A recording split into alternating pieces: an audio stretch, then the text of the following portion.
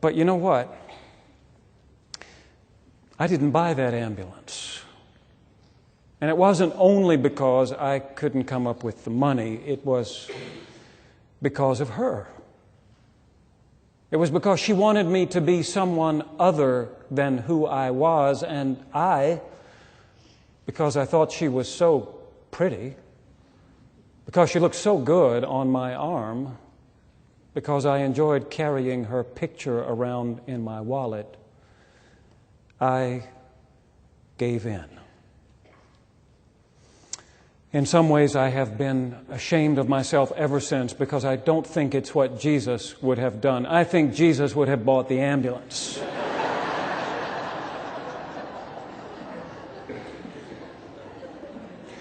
Think about it.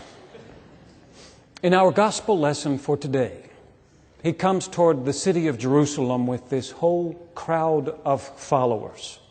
The people of Israel had been waiting for a Messiah for hundreds of years. And with the coming of Jesus, messianic expectation had hit an all-time high.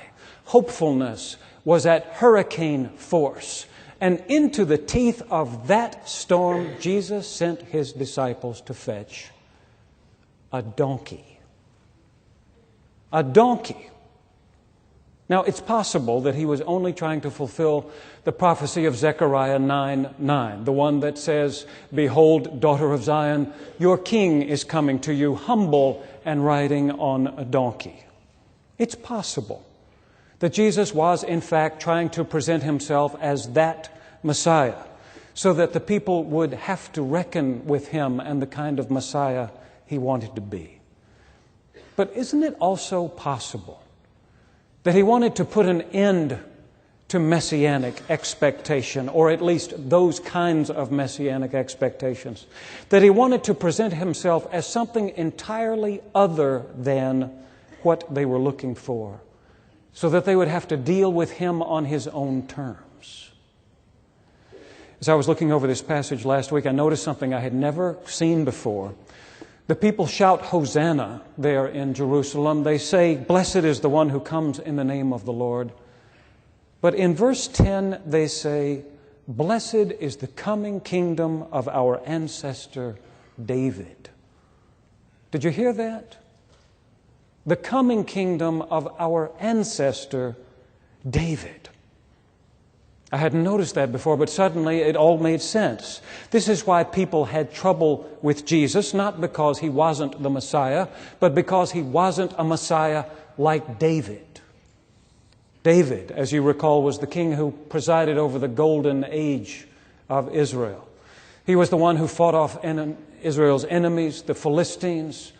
His reign ushered in an unprecedented era of peace and prosperity. He extended the borders of the nation in every direction. Other nations feared him. Foreign kings brought him tribute. He was, in every earthly sense of the word, a success. Who wouldn't want a king like that? But here was Jesus, traipsing around the hills of Galilee, healing the sick, cleansing the lepers, raising the dead, casting out demons, teaching people to love their enemies and turn the other cheek. In short, preaching the good news of the coming kingdom of God, while these people were looking for the coming kingdom of David. They kept hoping that Jesus would come around, that he would get all this other stuff out of his system, and get on with the business of routing the Roman army and restoring the nation of Israel. But he didn't seem to have any interest in that. So when he and his crowd of followers came up the hill from Jericho, topped the rise, looked out over the Kidron Valley, and saw the capital city of Jerusalem gleaming like a jewel, surely there were some who suggested that maybe this would be a good time to ride into the city in a chariot pulled by white horses with 50 men running in front, just like David's son Absalom used to ride around the city of Jerusalem. Would be a little bit like that, and it might have been appropriate for the Messiah, the son of David. But Jesus sent His disciples to fetch a donkey. And they brought it back, and He got on and began to ride down the hill, across the valley, and into the city. It would have been a little bit like riding into Jerusalem in an old broken-down ambulance instead of a shiny new limousine. Can't you imagine that among all those shouts of Hosanna, there were at least a few cries of confusion? What kind of Messiah is this? Maybe this whole business with the donkey is just Jesus' way of saying, I'm not David, okay? If you're going to deal with me, you will have to deal with me on my own terms. I am not bringing in David's kingdom. I'm bringing in the kingdom of God.